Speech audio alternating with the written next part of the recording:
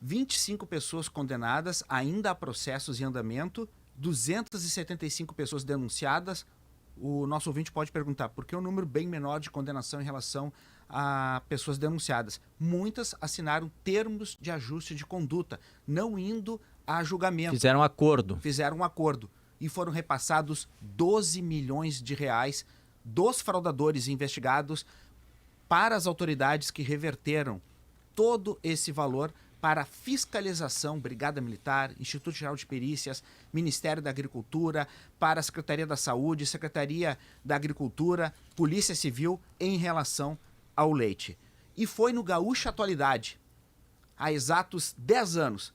Eu me lembro direitinho, Stout, entrei no ar 8h30 da manhã, no dia 8 de maio de 2013, com uma informação que estarreceu o Rio Grande do Sul, uma notícia divulgada em primeira mão pela Rádio Gaúcha, com o promotor Mauro Rockenbach dizendo o seguinte: o mais grave disso, a substância que era utilizada era a ureia, que contém formol, substância cancerígena, condenada há muito tempo pela Organização Mundial da Saúde.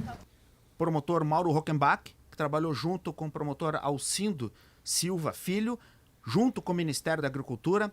Eles anunciaram que transportadores estavam adicionando ureia no leite para mascarar a adição de água durante o transporte entre a propriedade rural e as indústrias. No início, eram os transportadores e os postos de resfriamento, mas ao longo das investigações, produtores e até mesmo indústria estavam envolvidas nessa questão. Ureia tem formol, que é cancerígeno. A ureia era usada para mascarar a adição de água e ela tem formol, e o formol é uma substância cancerígena. O total de leite movimentado por este grupo inicial, da fase 1 da Operação Leite Compensado, no período de 1 ano, chegou a 100 milhões de litros de leite enviados para todo o estado, para Santa Catarina e para São Paulo. Cerca de 100 toneladas de ureia foram apreendidas naquele dia. Há 10 anos, a ação, então, das autoridades ocorreu em Ibirubá e Horizontina. Eu estive em Ibirubá, no Noroeste Gaúcho, em Selbach e Tapera, no Norte, e outra equipe da Rádio Gaúcha estava em Guaporé, na Serra.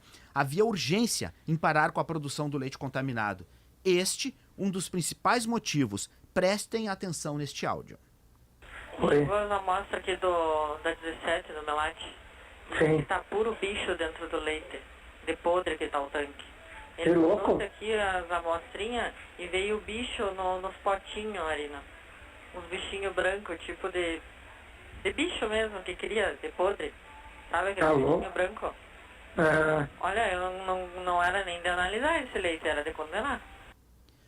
Stout, havia, são várias escutas, uma fórmula que era vendida por 10 mil reais.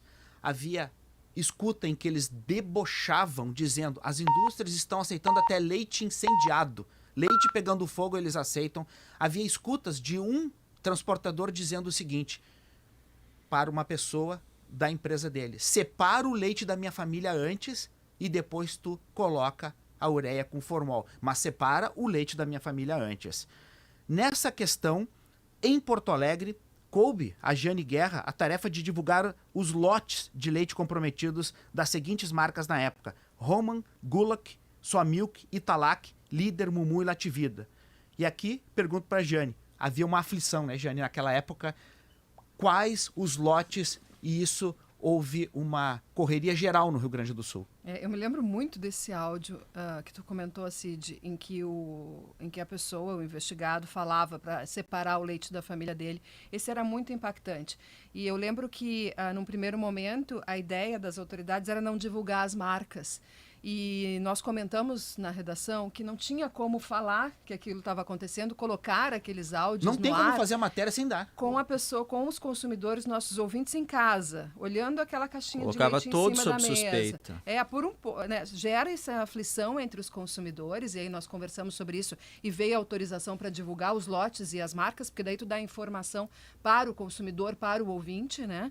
E era aflição nas pessoas, e também, como o Stout falou, no setor. Em outros casos, nós tivemos outras operações, como da carne, que não se divulgou quais eram as empresas envolvidas no primeiro momento, e isso gerou um prejuízo para o setor todo.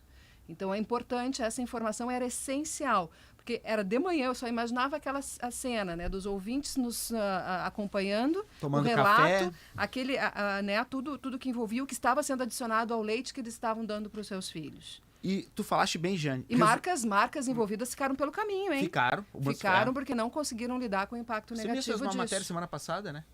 Sim, tem uma empresa, a Lativida está pedindo recuperação judicial pela segunda vez a marca, agora só com uma razão social diferente, mas mesmo empresário no comando e está pedindo recuperação judicial pela segunda vez. Já pediu aquela vez e agora está pedindo de novo.